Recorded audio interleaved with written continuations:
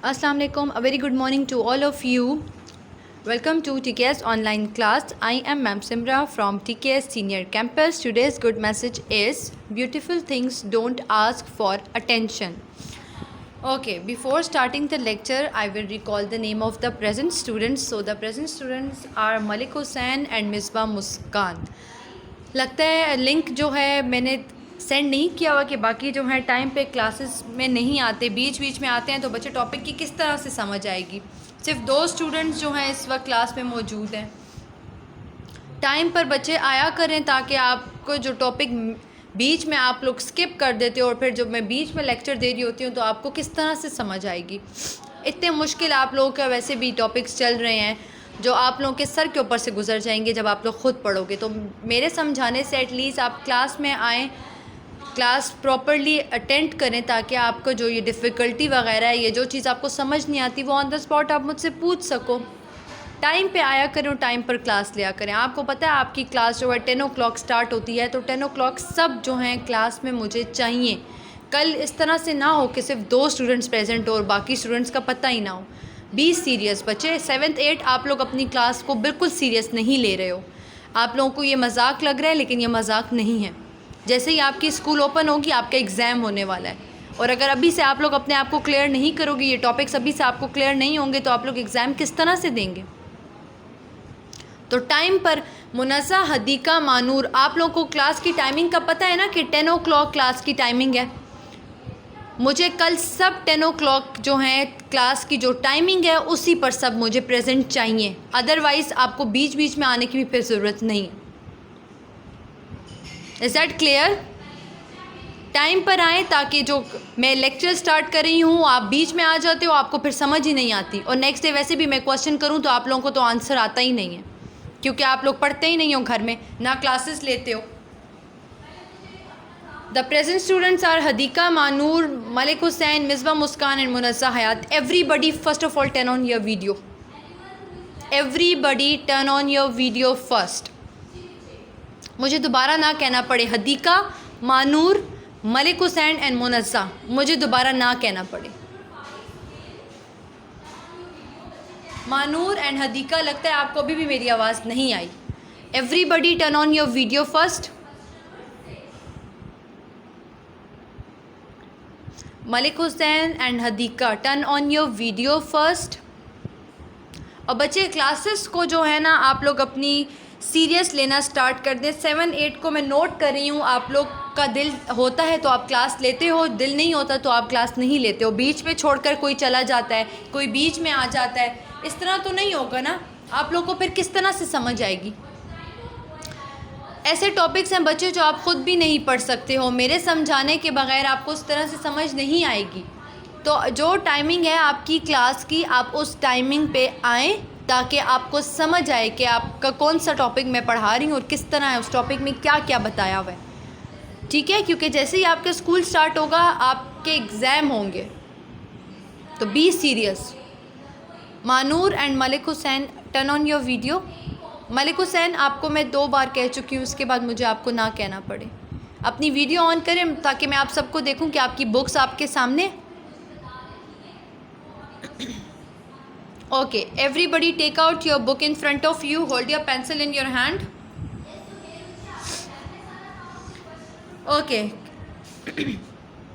हमने chapter number 3 start किया था, बायोटेक्नोलॉजी। ठीक है, बायोटेक्नोलॉजी में हमने डीएनए के बारे में पढ़ा था, इंट्रोडक्शन पढ़ा था। इंट्रोडक्शन में फिर इंट्रोडक्शन के बाद मैंने आपको डीएनए की रेप्लिकेशन पढ़ाई थी कि डीएनए किस तरह से रेप्लिकेट होता है। रेप्लिकेट मतलब किस तरह से डिवाइड होता है। बच्चे हम हदीका पेज नंबर जो है आप 29 निकाल लें। आज हमने पेज नंबर 29 पे पढ़ना है relationship between DNA, genes and chromosomes. ठीक है, page number 29। Everybody open your book, page number 29, hold your pencil in your hand. मुझे सबके हाथ में पेंसिल नज़र आए। मिसबा, आपका कैमरा क्यों ऑफ है?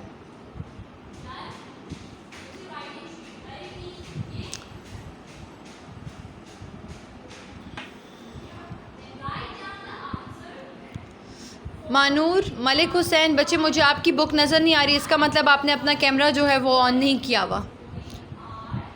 टीचर का एक दफ़ा कहना ही काफ़ी नहीं होता आप लोग के लिए।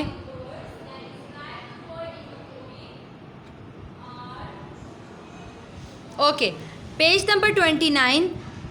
Today's our topic is relationship between DNA, genes and chromosomes. DNA, genes and chromosomes are the three basic materials that are involved in heredity. ठीक है, ये आपके पास वो 3 बेसिक मटेरियल हैं जो कि हेरिडिटी में इन्वॉल्व होते हैं। का मतलब है कि the transfer of characters from parents to the offspring. DNA का जो डीएनए तो आपके पास शॉर्ट एब्रीविएशन है, इसकी कंप्लीट प्रोनाउंसिएशन क्या है? Deoxyribonucleic acid. ठीक है, डीएनए की कंप्लीट प्रोनाउंसिएशन क्या है आपके पास? Deoxyribonucleic acid. जीन्स आपके पास जो आपकी बॉडी के अंदर प्रेजेंट होते हैं, ये जीन्स आपको अपने पेरेंट्स से मिले हुए होते हैं। ये जीन्स आपके पास क्या है? कैरेक्टर्स हैं जो कि ट्रांसफ़र होते हैं पेरेंट्स से ऑफस्प्रिंग में। ठीक है, इसके अलावा क्रोमोसोम्स आपके पास थ्रेड लाइक स्ट्रक्चर होते हैं। ठीक है, जो आपकी बॉडी के अंदर प्रेजेंट होते हैं, इसको क्रोमोसोम्स कहते हैं। क्रोमोसोम का आपके पास जो बॉडी स्ट्रक्चर है वो इस तरह होता है। देखें, थ्रेड लाइक स्ट्रक्चर है आपके पास जो कि बॉडी के अंदर प्रेजेंट है। ठीक है, ये आपके पास डीएनए का स्ट्रैंड बताया हुआ है। डीएनए के स्ट्रैंड के अंदर आपके पास जीन्स प्रेजेंट होती हैं, क्रोमोसोम्स के अंदर भी जीन्स प्रेजेंट होती हैं, और ये तीनों चीज़ें जो है वो आपकी बॉडी के अंदर प्रेजेंट होते हैं। Through DNA test you can resemble with your parents. ठीक है, डीएनए की वजह से ही आप अपने पेरेंट्स से क्या करते हो? रिजेंबल करते हो। डीएनए के ज़रिए आपका पता चलता है कि आप अपने पेरेंट्स से रिजेंबल करते हो। ठीक है, इसके अलावा आपके पेरेंट्स के जो करैक्टर्स हैं जो आपके बॉडी के अंदर ट्रांसफ़र हुए हुए हैं, जैसे कि आपका बॉडी स्ट्रक्चर, आपका स्किन टोन, आपकी हाइट, आपका आई कलर, हेयर कलर, ये सब जो है ये आपके पेरेंट्स से जो हैं रिजेंबल करते होंगे, क्योंकि उनके कैरेक्टर्स जो हैं वो ट्रांसफ़र हुए हैं आपकी बॉडी के अंदर थ्रू हेरिडिटी। ठीक है, okay. As you know from the previous unit that DNA, genes and chromosomes are related to each other. As I told you, DNA is a heredity material, ये भी मैंने आपको बताया है, which carries all the information from parents to the offspring. यहाँ तक clear है? ये भी बता चुकी हूँ मैं। Gene is the basic structure and function unit of heredity. Gene आपके पास एक basic structure and function unit है हेरिडिटी का। Genes occur in pairs, genes आपके पास पेयर्स की फॉर्म में होता है, and are located on chromosomes, pairs की फॉर्म में होते हैं और कहाँ लोकेट होते हैं? क्रोमोसोम्स के अंदर प्रेजेंट होते हैं। क्या चीज़? जीन्स। जीन्स आपके पास एक बेसिक हेरिडिटी मटेरियल है। ठीक है, जीन्स आपकी बॉडी में पेयर्स की फॉर्म में प्रेजेंट होता है और कहाँ प्रेजेंट होता है? क्रोमोसोम्स में प्रेजेंट होता है। Each heredity character in an organism is controlled by a pair of genes. जो जितने भी हेरिडिटी कैरेक्टर्स होते हैं ऑर्गेनिज्म के अंदर, चाहे वो उसके पेरेंट्स से उसको मिले हुए हैं, वो कौन कंट्रोल करते हैं? जीन्स कंट्रोल करती है। मैंने आपको कहा ना, हेरिडिटी के ज़रिए आपके पेरेंट्स से जो है पेरेंट्स के कैरेक्टर्स जो हैं वो आपके अंदर ट्रांसफ़र होते हैं हेरिडिटी के ज़रिए। तो ये जितने भी कैरेक्टर्स हैं इनको कंट्रोल कौन करता है? जीन्स इनको कंट्रोल करती है। और जीन्स आपके पास पेयर ऑफ जीन्स जो है आपकी बॉडी में प्रेजेंट होते हैं। ठीक है, chromosomes are colour body present in the nucleus. Nucleus cell की बात कर रहे हैं, सेल के न्यूक्लियस के अंदर जो है आपके पास क्रोमोसोम्स प्रेजेंट होता है। मुनज़्ज़ा, आपका अगेन कैमरा ऑफ हो गया है। बच्चे, ड्यूरिंग लेक्चर जिसका भी कैम ऑफ होगा ना, मैंने उसको एब्सेंट कंसीडर करना है, मैंने उसकी अटेंडेंस नहीं लेनी, और कल जो है मैंने सबसे पहले लेक्चर उसी से सुनना है। समझ आ रही है? Be serious.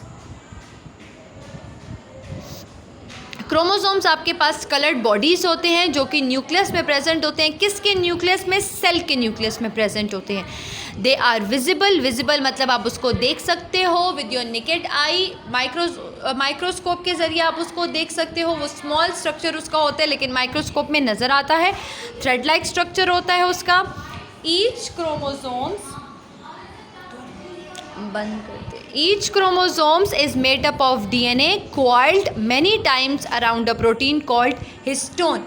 आपके पास कहते हैं कि ये जो क्रोमोसोम्स हैं ये किस से बने हुए होते हैं? डीएनए से बने हुए होते हैं। ठीक है, coiled many times around a protein called histone। ये डीएनए की बात कर रहे हैं। डीएनए आपके पास देखिए coiled हुआ है ये देखें, इस फंक्शन डीएनए की आप डायग्राम को देख लो, कॉइल्ड हुआ है, मतलब ये जो है इसके इर्द गिर्द जो है कॉइल्ड हुआ है, लपेटा हुआ है, ठीक है। स्ट्रैंड्स जो हैं इसके देखें, हेलिकल स्ट्रक्चर होता है इसका, कॉइल्ड है। डीएनए के स्ट्रक्चर के इर्द गिर्द आपके पास एक प्रोटीन होती है जो उसके स्ट्रक्चर के इर्द गिर्द कॉइल्ड हुई भी होती है, सराउंडिंग में उसके इर्द गिर्द लपेटी भी होती है, उसको हिस्टोन कहते हैं। हिस्टोन आपके पास एक प्रोटीन है जो कि डीएनए के जो स्ट्रक्चर है उसके इर्द गिर्द जो है प्रेजेंट होती है, जिसको कहते हैं हिस्टोन। यहाँ तक क्लियर है सबको? यहाँ तक सबको क्लियर है? Class 7 and 8?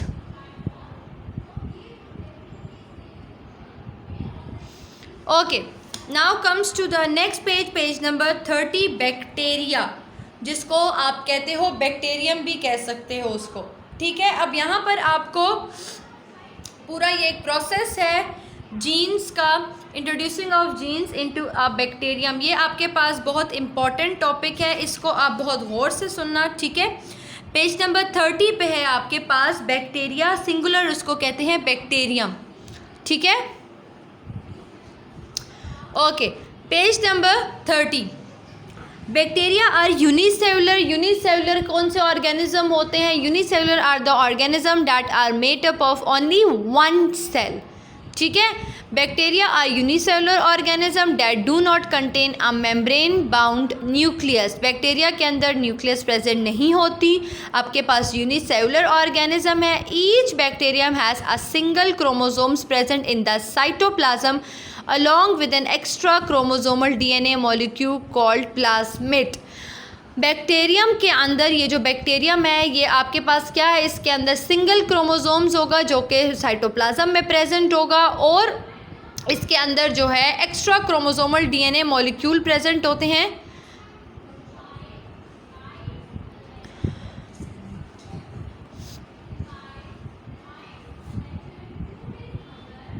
अच्छा, मैं आपको क्या पढ़ा रही थी कि बैक्टीरिया जो है आपके पास, बैक्टीरिया में जो है न्यूक्लियस प्रेजेंट नहीं होता, ठीक है। इसके अंदर जो है क्रोमोसोम्स प्रेजेंट होते हैं वो इसके साइटोप्लाज्म में प्रेजेंट होते हैं। इसके अलावा एक्स्ट्रा क्रोमोसोमल DNA मॉलिक्यूल इसमें प्रेजेंट होते हैं जिसको प्लाज्मिड कहा जाता है। Plasmid extra chromosomal DNA molecules को कहते हैं, ठीक है, which is also known as vector. Plasmid को इन्होंने वेक्टर का नाम दिया है। The plasmid can be easily isolated, isolated मतलब सेपरेट होना, from a bacterial cell and a gene can be attach with it.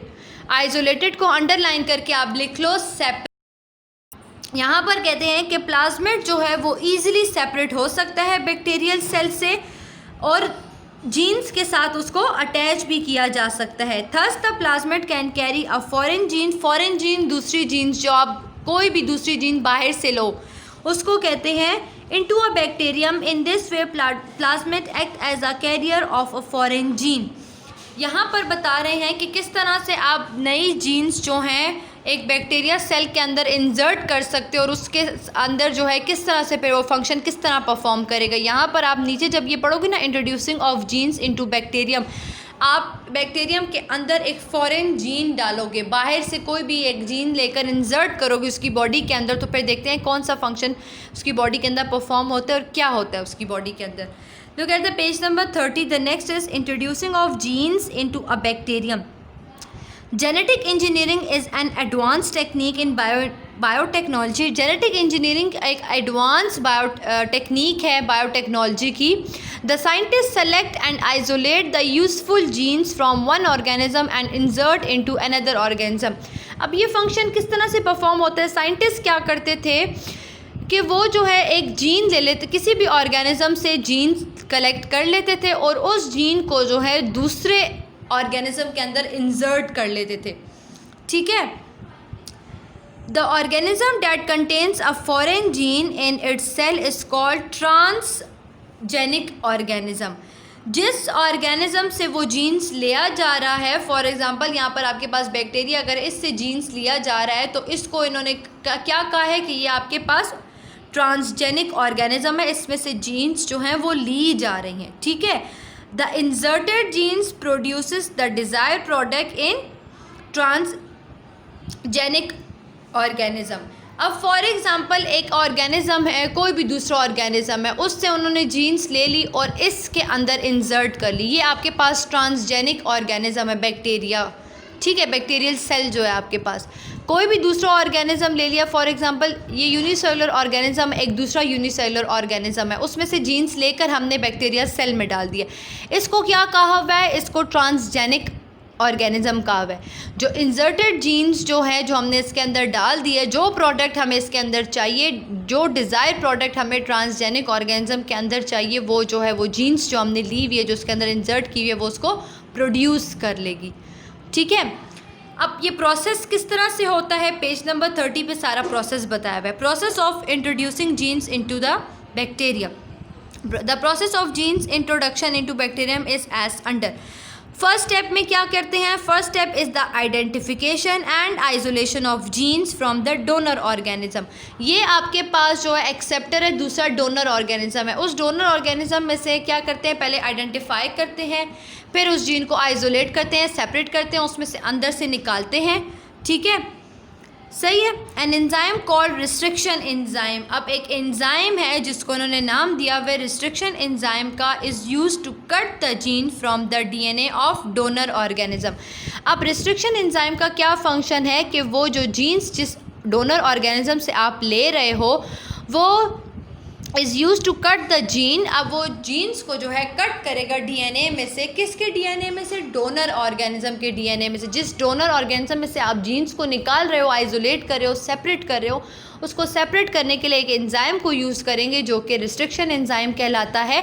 उस एंजाइम के ज़रिए जो है हम डीएनए से कट करके उसकी जीन्स को निकाल लेंगे। किस एंजाइम की हेल्प की वजह से? रिस्ट्रिक्शन एंजाइम की हेल्प की वजह से, ठीक है। नेक्स्ट है the isolated gene is then attach with plasmid. Plasmid के वो जो जीन्स हमने निकाल ली है रिस्ट्रिक्शन एंजाइम की हेल्प की वजह से, जो सेपरेट जीन हमने कर ली है, उसको अटैच कर देंगे प्लाज्मिड डीएनए से, ठीक है। टेकन फ्रॉम अ बैक्टीरियम, जो कि हमने कहाँ से लिया? बैक्टीरिया के सेल से ले लिया। The attach gene and plasmid are collectively called recombinant DNA, ठीक है। अब जो हमने आइसोलेटेड जीन्स जो ली थी, अटैच जीन वो जो हमने प्लाज्मिड के साथ जो अटैच किया, उसको कलेक्टिवली क्या कहते हैं? रिकॉम्बिनेंट डीएनए कहते हैं। अटैच जीन जो हमने डोनर ऑर्गेनिज्म से ली है और प्लाज्मिड, उन दोनों को कलेक्टिवली क्या कहते हैं? Recombinant DNA. The recombinant DNA is then introduce into the bacterium. फिर इस रिकॉम्बिनेंट डीएनए को हम बैक्टीरिया के सेल में जो है इंसर्ट कर देंगे। The bacterium start dividing and produce the bacterial colony. इससे क्या होगा? बैक्टीरिया के अंदर में पेज नंबर 31 पे आ गई हूँ। मुनस्सा आपका अभी भी पेज नंबर 30 ही चल रहा है। मिसबा आपका भी पेज नंबर 30 ही निकला हुआ है। हदीका आपका भी। मैं पेज नंबर 31 पे आ गई हूँ और स्टेप नंबर 3 समझा रही हूँ। इसका मतलब है कि आप सब सो रहे हो।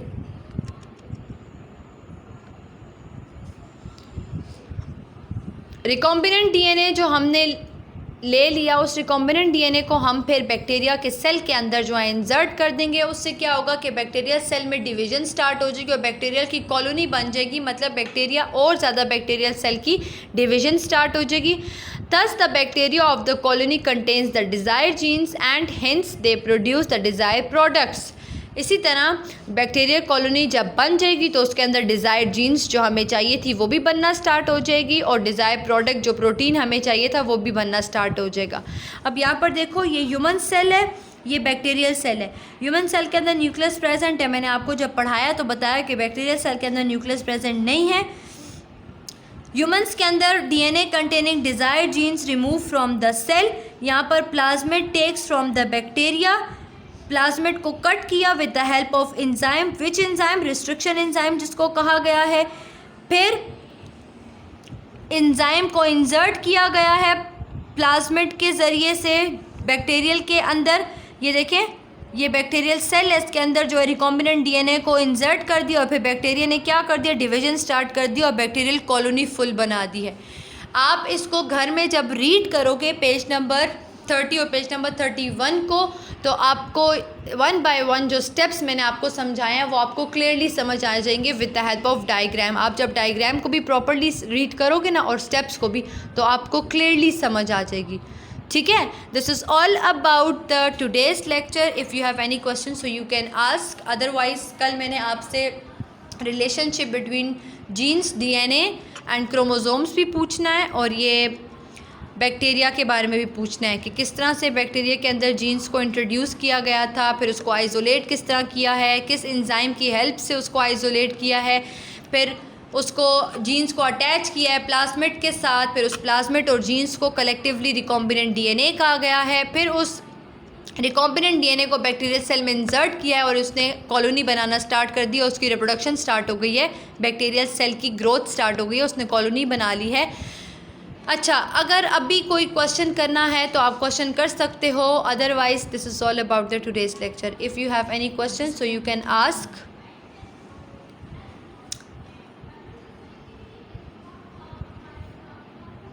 अच्छा, if you have any questions so you can ask. Okay, this is all about the today's lecture. Thank you, take care, Allah Hafiz.